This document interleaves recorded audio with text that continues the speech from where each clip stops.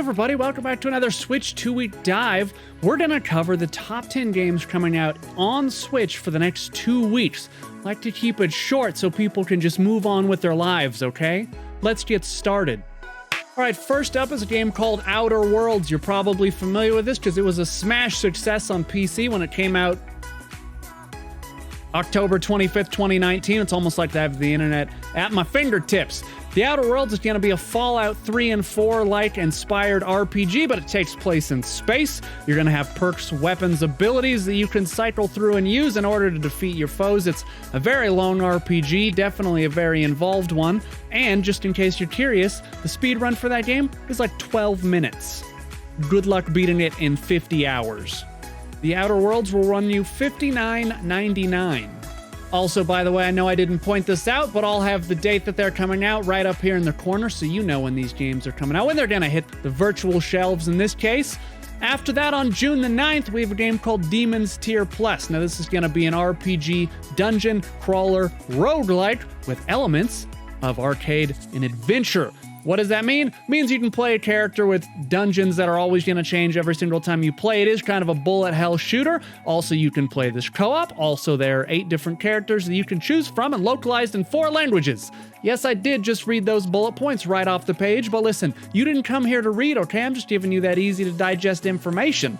Demon's Tier Plus will run you $9.99. After that, also on the 9th of June, we have 1971 Project Helios.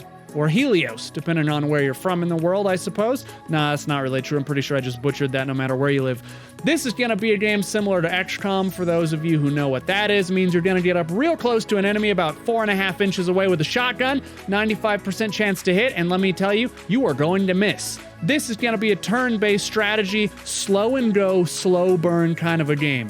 If you know anything about XCOM, every turn, every placement of your units is critical because they die and they die fast. You're one step too far to the left outside of that train car when the aliens are coming, you're boned. You're done. You just may as well just put yourself in the coffin now. You've made a mistake. You're going to have to start the whole mission over. XCOM. This will run you $39.99. Moving into the 11th of June, we have a game called Evans Remains. Now, I did a first impressions of Evans Remains a long time ago on the channel because they had a Kickstarter live, and so I just downloaded the demo from that. This is a puzzle platformer made by, I believe, one guy, which is super cool. At its core, this is a puzzle platformer. Each area that you get to, you're gonna have to solve by doing some gymnastics, both mental and physical. Don't discount one or the other, okay? You're gonna have to use your brain and your legs to solve this puzzle platformer. That's why they're called a puzzle platformer. Just, Evans Remain will run you $6.99. After that, we have a game called Project Warlock. Now, Project Warlock, if you're familiar with Hexen or those old-style games where you had maybe a combination of weapons, mechanical weapons, and some sort of magic. That's kind of what Project Warlock appears to be to me. It's definitely a throwback to the old 90s style graphics and setting. You got 60 levels, you have like 38 guns, of which I do believe you can customize further or drill down into because it says that you can unlock their secret tricks. I don't know what that means.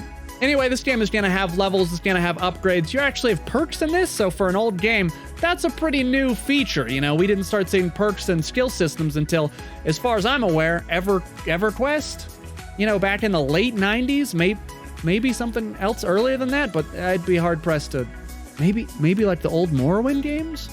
Project Warlock will run you $14.99. Moving into the 12th, we have just one game. It's called House Flipper. Now, House Flipper is a game for those kinds of people who just like to not have a challenging experience in a game where you can die or there are levels or deaths.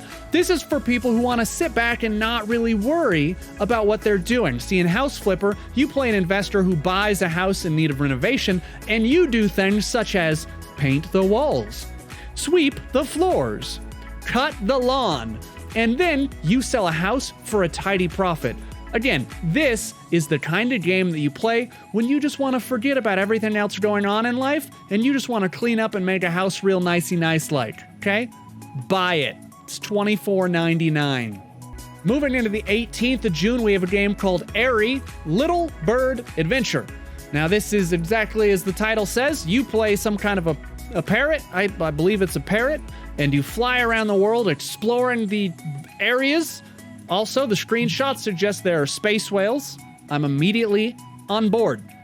This game will run you $6.99. Also on the 18th, we have a game that's been out for a while on Steam. Maybe you've seen it and heard of it. It's called Grimshade.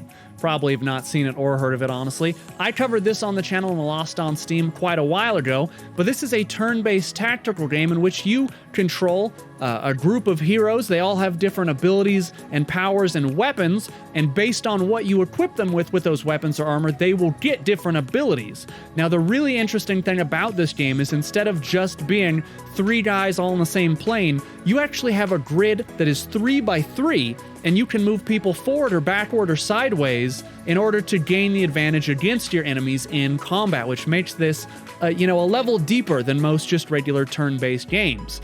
Definitely worth your time. I enjoyed it when I was playing it on Steam. Check it out. It's going to run you $24.99. Moving into the 19th, we have Burnout Paradise Remastered. If you've ever played a Burnout game before, they're arcadey, they're mindless. You smash other cars to shit. You just drive around destroying things or participating in races or designing your own tracks. This is the arcade game of arcade game racings. I'm just going to read this verbatim.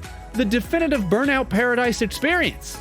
Which means that you're going to get, listen to this, you're not going to get this anywhere else. You're going to get 8 main DLC packs, including Big Surf Island. Now, that if that does not get you to buy this when this comes out on the 19th, I don't know what will.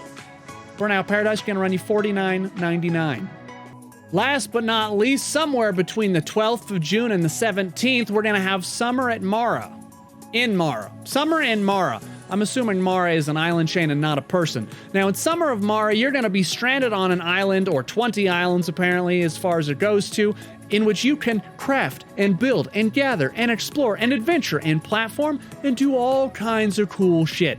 Now, you have 300 quests. There's a day and night cycle. You can customize your island, your house, your area, right? Build, just go wild. It's one of those games where, again, there's not going to be the threat of death, but you just get to let your creativity run wild all across the island of Mara. Now, you may be asking yourself, Sonoket, how do you know that this game is coming out somewhere between the 12th and the 17th of June? No, I did not just look at my monitor. I obviously prepared this in advance. Well, the thing is, if you look at the Nintendo page, you'll see for yourself that even though they say summer 2020, they have positioned the game between the 12th and the 17th of June.